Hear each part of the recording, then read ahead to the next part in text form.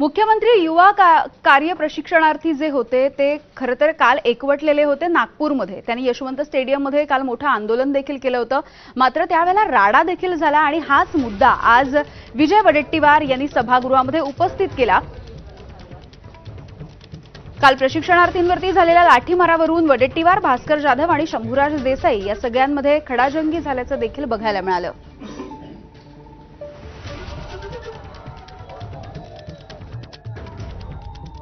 अध्यक्ष महोदय, सन्माननीय तत्कालीन मुख्यमंत्र्यांनी ही जी योजना आणली, ही योजना 11 महिन्यात बंद पडली।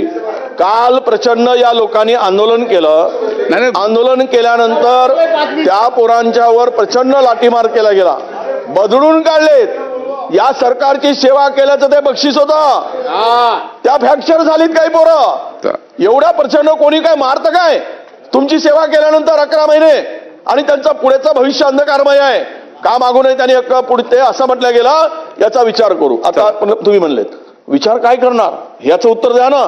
शांतताने ऐका, त्या फार महत्त्वाचा प्रश्न आहे, हा मी कबूल करतो। पण तुम्ही शांतताने ऐका असे माझी रिक्वेस्ट आहे। एक तुमच्या शासन होता, तुमच्या काँग्रेसच्या शासनमध्ये काय योजना रोजगारासाठी बेरोजगारासाठी होते? एक मला ऐकून घ्या। तुम्ही आता एक मिनिट जयेंद्र पाटील साहेब, आपण फार इंटेलिजंट आहे, माझ्या पण ऐका तो 2 मिनिटं। आता मला जवाब पूर्ण होऊ द्या, नंतर तुम्ही उत्तर द्यावा।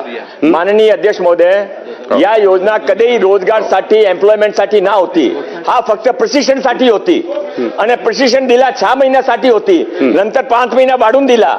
आणि माननीय अध्यक्ष महोदय, या योजनामध्ये जे विद्यार्थ्यांना भाग घेतला त्यांच्या नंतर काय, हा महत्त्वाचा प्रश्न आहे। तो त्यासाठी आम्ही एक उपाययोजना केली आहे। मी उपाययोजना वाचत होते, परत ते पटलावर ठेवून 6 पॉइंट आम्ही तयार केलाय।